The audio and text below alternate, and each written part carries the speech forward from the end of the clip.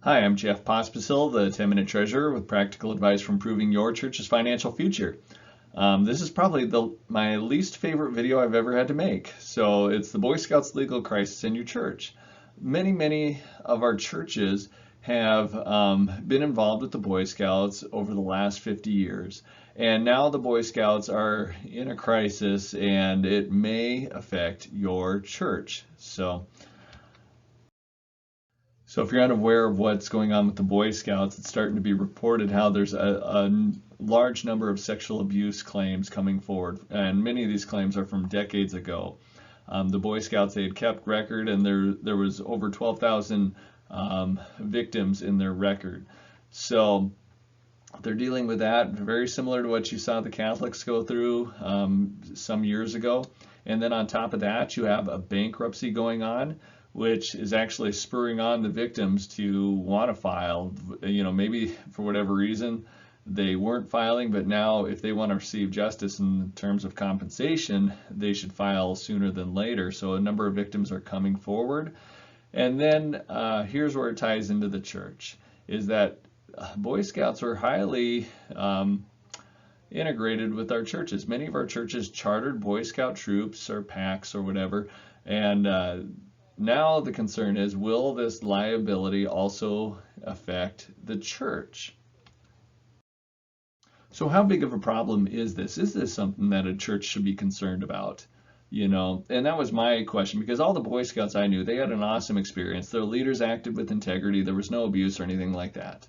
So let's just say that's the case 99.9% of the time. The problem is, when you look at the scale of things, is that there was 110 million scouts, over 110 million scouts over the lifetime of the Boy Scout organization. And they already knew that 0.01% of those were victims of sexual abuse. And while we really don't know the total number, but if we say, again, estimate at 99.9% had a great experience, that 0.1% represents 110,000. And it's very likely that the actual number of victims will end up being between that 50 and 110,000. I wouldn't be surprised anyway. And when you look at our churches, so many of our churches were part of many of them had multiple troops, but over that last 50 years, that was an important part of our ministry to the boys. So, and it wasn't always our own people leading those troops, and also we didn't have the same precautions that we have now. I mean, I don't think background checks and all that other kind of stuff was as easy to do back then. So, and we didn't have all the other safe sanctuary policies. So, that definitely increases the odds that a victim may be related to your church. So how do you protect your church? So this happens to be a picture of Eldon Reich, one of our retired pastors. And I believe this is the blessing for the hunt. But it brings up the good point of, how do you protect your church? How do we protect the church? Because for a long time, the Boy Scouts had the promise that, if you are a partner with them, they will help protect you from any liability coming from somebody getting hurt, whether that's a physical injury or a sexual injury or whatever it is. So that was the promise. Well, this bankruptcy is going to end up canceling out that promise. But what we think will happen is that they will set up a fund to help deal with any claims that come forward. And the only way to protect your church then is to make sure you're on the list of people with a claim towards that fund. So that's my understanding of it.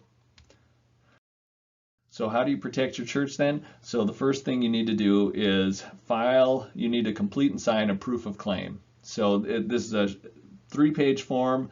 I've included a link in the description, and I've already pre-filled most of it out. So what you need to do is, on the very top, there's a place to fill in your church name as well as some contact information. And then at the bottom, there's some more contact information and a place to sign it. And likely the person that should sign it, either the treasurer, the pastor, or maybe the chair of the trustees, really doesn't matter who, but you do want somebody that the bankruptcy court can go ahead and contact if there's a claim that comes against your church.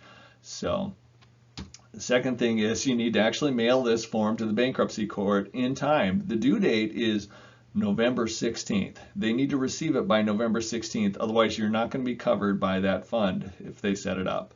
So that means get it in the mail by probably November 11th at the latest, and then it should get there in time.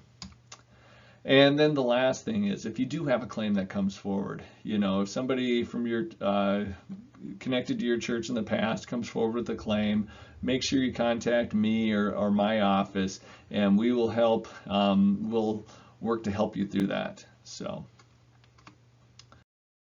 all right, this video is a ministry of the Finance Office for the Dakotas United Methodist Church, as well as the Dakotas United Methodist Foundation. So I hope it's a help to you. And if you, I don't know if you, I should say if you like it, but if you found it helpful, share it, subscribe, and like. So, all right, God bless.